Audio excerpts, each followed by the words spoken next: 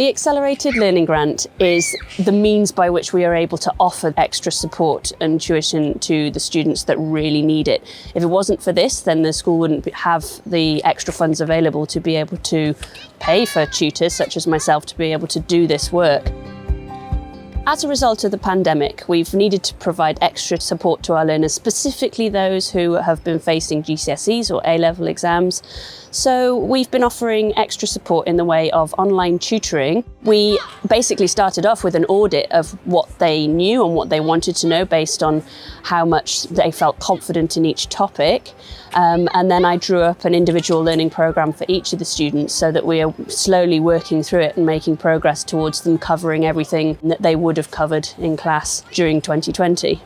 They've been absolutely excellent. So my physics tutor is outstanding. She's helped me get through any topics that I've been struggling with. She makes the lessons enjoyable and exciting.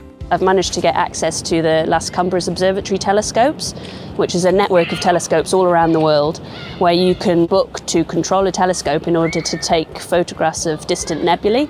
And the students really love that because it's actually getting involved in real science.